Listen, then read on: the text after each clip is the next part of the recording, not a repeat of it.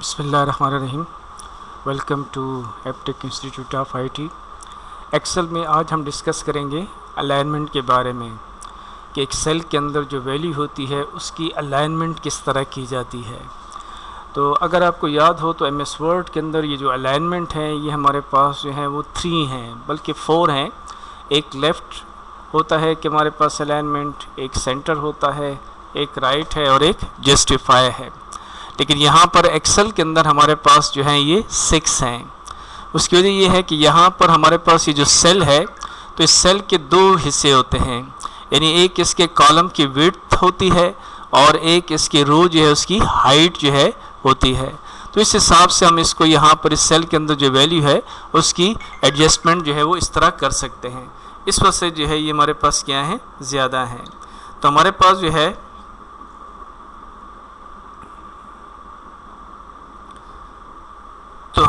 जो है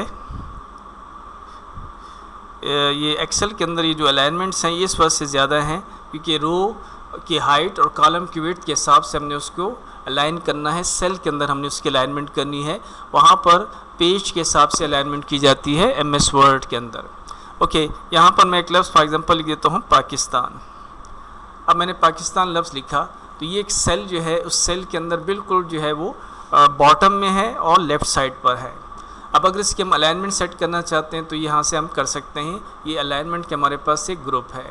तो सबसे पहले हमारे पास टॉप पे दिया हुआ है क्या, टॉप अलाइनमेंट। तो देखिए ये टॉप पे आ जाएगा, उसी सेल के अंदर लेफ़्ट साइड पर है लेकिन टॉप पे आ गया। और अगर आप ये सेलेक्ट करते हैं तो ये क्या जाएगा, ये मिडल में आ गया लेकिन लेफ़्ट साइड पर है। ठीक है सारा लेफ़्ट साइड पर। और अगर आप इस पर क्लिक करते हैं तो ये बॉटम में आ गया लेकिन लेफ़्ट साइड पर। सेम इसी तरह हमारे पास क्या है, लेफ़्ट अलाइन। ठीक है, ये तो ऑलरेडी है, ये सेंटर में आ गया लेकिन बॉटम में है। और ये हमारे पास क्या आ गया, ये राइट साइड पे आ गया। तो अब मैं इसको बिल्कुल सेंटर में लाना चाहता हूँ तो यहाँ से भी सेंटर में सेलेक्ट कर दें, यहाँ से भी सेंटर कर दें तो ये सेल के सेंटर में आ गया, हॉरिजॉन्टल भी और वर्टिकल भी।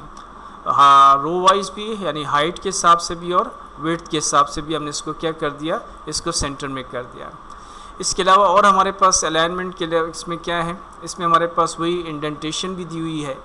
लेकिन चूँकि यहाँ हम एक्सेल के अंदर चूँ इतना ज़्यादा जो है वो टाइपिंग का काम नहीं करते तो इंडेंटेशन यहाँ पर हमें ऐसा अच्छा फ़ायदा नहीं देती जिस तरह एमएस वर्ड के अंदर देती है। अलबत्ता जो है यहाँ पर हम डायरेक्शन में भी लिख सकते हैं टेक्स्ट को। वो किस तरह, तो मिसाल के तौर पर मैंने यहाँ से कॉलम की जो है वो हाइट, रो की जो हाइट है उसको मैंने क्या कर दिया, इंक्रीज़ कर दिया। ठीक है, अब ये जो पाकिस्तान लफ्ज़ है मैं इसको एंगल में लिखना चाहता हूँ। मैंने इस क्लिक पे क्लिक किया तो देखिए ये पाकिस्तान लफ्ज़ यहाँ पर आ गया। थोड़ा सा मैं इसका साइज़ बड़ा कर देता हूँ ताकि विजिबिलिटी ज़्यादा रहे। अब ये पाकिस्तान जो है वो एंगल में लिखा हुआ है। अगर आप इसको दोबारा चेंज करके इस एंगल में चेंज करना चाहते हैं, ये इस एंगल में आपके पास आ जाता है। ठीक है, तो ये मुख्तलिफ एंगल्स हैं। वर्टिकल टेक्स्ट है तो वर्टिकल टेक्स्ट आ जाएगा, लेकिन जारी बात है चूँकि टेक्स्ट ज़्यादा है और आपके जो सेल है उसकी जो हाइट है वो कम है तो आप इसको पहले क्या कर दें, ज़्यादा कर दें ताकि ये चीज़ विजिबल हो सके। अभी भी कम है तो मैंने इसको क्या कर दिया, इससे इसकी हाइट को इंक्रीज़ कर दिया। ठीक है, तो ये मैंने इसकी हाइट को क्या कर दिया, सेल की हाइट को मैंने क्या कर दिया, इंक्रीज़ कर दिया। इस तरह हमारे पास जो है वो क्या है, रोटेट टेक्स्ट अप। तो देखिए दोबारा मैंने इसकी रोटेशन चेंज कर दी, एंगल वाइज चेंज हो गया। रोटेट टेक्स्ट डाउन, ये डाउन की तरफ हमारे पास आ गया। एंड सो आर हमारे पास फिर और भी यहाँ पर फॉर्मेट में चले जाते हैं तो यहाँ से भी आप इसको एंगल दे सकते हैं कि किस एंगल पे आप इसको सेट करना चाहते हैं।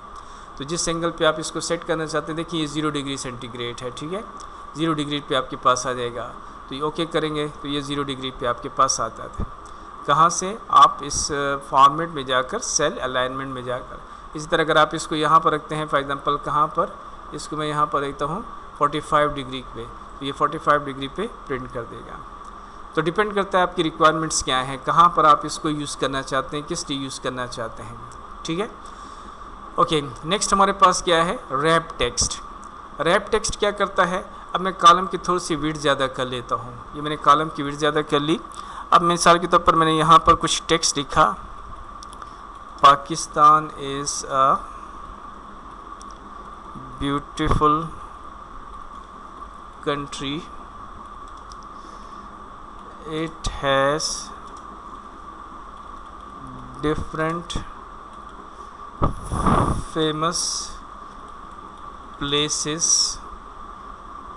अब जो मैंने यहाँ पर लिखा तो देखिए इससे तो मेरे कॉलम की विड्थ को भी ज़्यादा कर दिया, 2 सेल में भी बात चली गई है, 2 बल्कि 3-4 कॉलम्स के अंदर ये बात चली गई है। तो अगर हम चाहते नहीं इसी कॉलम के अंदर यानी इसी सेल के अंदर ये रहे तो हम इसको क्या कर देंगे, इसके ऑप्शन यूज़ करेंगे, क्या ऑप्शन मैंने यूज़ कर दी रैप टेक्स्ट, कि जो टेक्स्ट है इसको मल्टीपल कॉलम में मत लेके जाओ, इसी कॉलम के अंदर इसी सेल के अंदर इसको रखो। तो इसके लिए मैंने क्या किया, मैं दोबारा करके आपको बता देता हूँ। मैंने 2 सेंटेंस लिखे, Pakistan is a beautiful country, it has different famous places. मैं यहाँ से इसका थोड़ा सा साइज़ बड़ा कर देता हूँ। अब ये जितना भी साइज़ बड़ा किया आपने, ये सारा का सारा टेक्स्ट यही आपके मल्टीपल कॉलम में डिवाइड हो रहा है। मैं इसको इसी सेल के अंदर इसी कॉलम के अंदर रखना चाहता हूँ, तो आप फिर क्या कर दें, रैप टेक्स्ट के ऑप्शन यूज़ कर दें। तो रैप टेक्स्ट क्या करता है, extra long text into multiple line as you can see it all of it, यानी उसको मल्टीपल कॉलम की बजाय एक कॉलम में अंदर लाना चाहता हूँ। देखिए इसको मैंने इस तरह रैप टेक्स्ट के जरिए से एक सेल के अंदर ले आया ताकि मेरी विजिबिलिटी भी रहे। फिर उसी तरह इसकी आप सेटिंग कर सकते हैं कि ये कहाँ पर हो, किस जगह पर हो, बॉटम में हो, राइट पे हो, लेफ़्ट पे हो, टॉप पे हो, ठीक है। आप इसकी फिर यहाँ से अलाइनमेंट वगैरह कर सकते हैं कि ये टेक्स्ट कहाँ पर लिखा हुआ आ जाए। तो ये हमारे पास था रैप टेक्स्ट किस तरह करते हैं। फिर हमारे पास क्या है, merge and centre. Merge and centre, merge कहते हैं कंबाइन करने को, 2 या 2 से ज़्यादा सेल्स को हमने क्या करना है, इकट्ठा करना है और उसके साथ उसको क्या करना है, सेंटर में भी लेके आना है कि वो सेंटर में भी आ जाए, तो इसको मर्ज एंड सेंटर कहा जाता है। इसकी एग्जांपल क्या है, इसकी एग्जांपल अक्सर मैं स्टूडेंट्स को कुछ इस तरह से देता हूँ कि हमारे पास मिसाल के तौर पर यहाँ पर क्या है, मार्क्स हैं। अब मार्क्स में हमारे पास यहाँ पर क्या है, स्टूडेंट के थ्योरी के मार्क्स भी हैं और यहाँ पर स्टूडेंट्स के क्या हैं, प्रैक्टिकल मार्क्स भी हैं, ठीक है।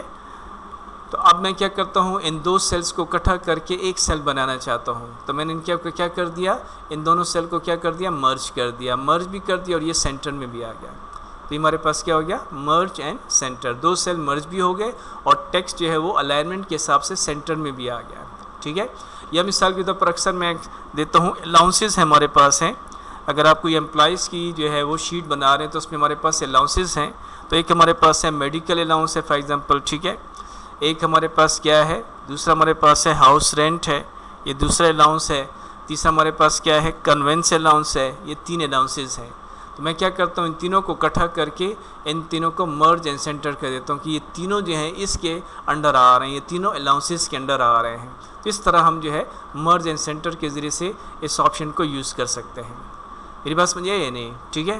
तो ये हमारा आज का टॉपिक था कि एक्सेल के अंदर जो है वो किस तरह जो है हम मर्जिंग ये अलाइनमेंट किस तरह करते हैं, सेल्स की अलाइनमेंट किस तरह की जाती है। Thank you ji.